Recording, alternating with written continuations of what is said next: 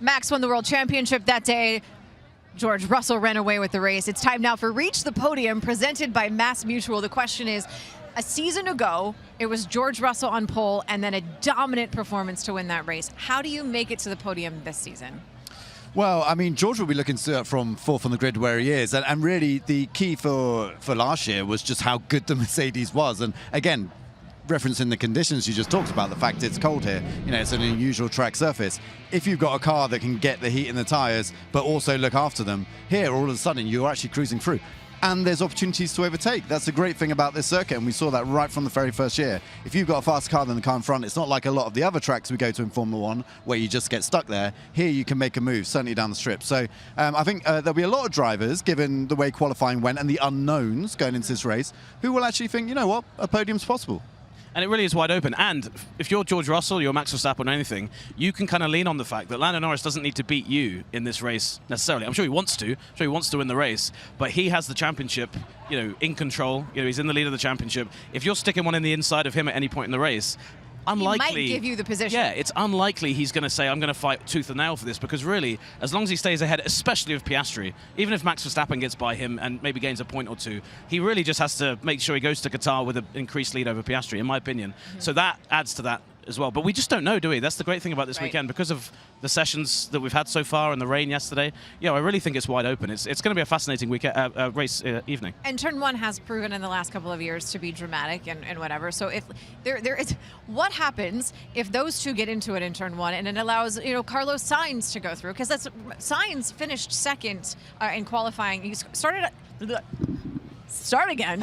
Sainz qualified second in the first 2 seasons here. Obviously, that was with Ferrari. The first year, though, there was the grid penalty because of that horrendous issue with the valve cover that popped up under his car and the damage there.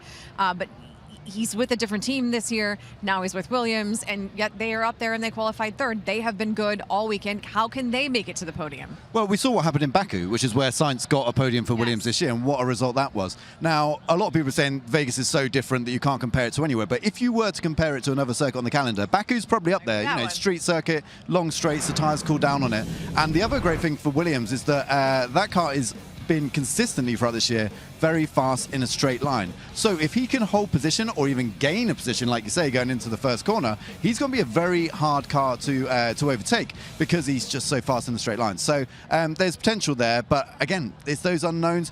You'd think if you were in a Mercedes or if you're Oscar Piastri behind, you'd think, right, that's my target. I've got to get past that guy, because it's a Williams. We know the overall global performance of that car isn't as good, but it will be tough because of that straight line performance. The big question for me today is, what can Oscar Piastri do from 5th? Because again, historically speaking, this has not been the best track for McLaren, though they have been better here this weekend. I do think a little bit of that has been a level playing field because of the weather conditions.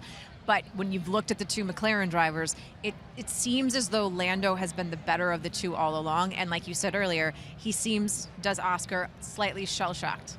Yeah, he does. And I mean, this is a great excuse to use a gambling pun as we're in Las Vegas, but he kind of has to just roll the dice and see what he can do here. You know, the strategy options are going to be pretty wide open here, just because we don't know what the ultimate strategy is going to be. Lando's playing with house money. Yeah, and he's nice, not. nice, love it. Thank you. That's better than what I was going to come up with just after that. But yeah, I really think this is. You know, in a way, it's kind of maybe a quite liberating situation for Piastri. You can just throw caution into the wind here. You know, you've just got to be aggressive. You've almost just got to, you know, if there's a decision you're 50-50 on, just go for it. And you've almost got to put yourself on the opposite strategy to what Lando is doing, in case there's a safety car, in case there's trouble ahead. It doesn't always work out, but you know, it's that situation now where he can't really overthink things at this point, right? Nate, would you say it's now or never? I would. Yeah, nice. Another one. Between the 3 of us, that's not bad.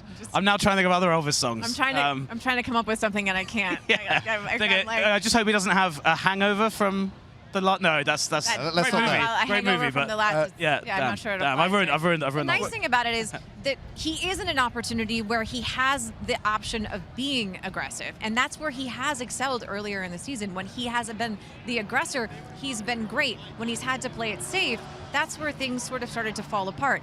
That is not the situation he's in anymore. Lando is the one who has to play it safe. And oh, by the way, Lando has a very quiet confidence about him again. Have you noticed that? He absolutely does. And, you know, I think it's rightly so as well, because he is driving better than I've ever seen him drive in Formula One. To go back to Piastri quickly, I mean, Andreas Seller felt, the team principal at McLaren, he felt that had Piastri been able to finish his lap, not come across the yellow flags and all the issues on that final lap, he would have qualified third, and that the pace wasn't that far off Lando. And I think Piastri has unlocked a little bit more pace than he had in Mexico and Austin, the two circuits where he really struggled. We knew here wasn't going to play to his strengths because of the low grip conditions, but some pace has been unlocked. There will be some possibilities here, and look, you know, there's a big debate over where you go with strategy as well, so there will be opportunities for him to take. And let's be honest, 5th is not starting from pit lane. Yeah. 5th is not starting 20th. 5th is still 5th. You can see the front from there. You can, and you can, you know, if something does happen with Norris and Verstappen or Norris and Russell, you know, you're kind of out of the way. Obviously, Piastri's had recent history with this. The only problem is if you're trying to fight through the field like he had with Antonelli in Brazil, you can come across with other cars as well. But it's not the end of the world for him. But I mean, you know, it's pretty desperate in the Piastri camp. And to the point that Lawrence made, I've not seen Lando Norris this confident since he won in Australia at the start of the season. You know, he was, at that point, he was championship favourite. We all thought, well, this is going to be Norris running away with it. That blip in the middle of the year, I think he really was underperforming, maybe more than we even, you know, gave credit for at the time. Right. And he was overthinking. I think he was a bit down on himself. And weirdly for me, it was that moment in Zandvoort when the car conked out. Piastri has the big championship lead. It just took a lot of that pressure away. And since then, it's just been up for one and down for the other. I've never seen anything quite like it.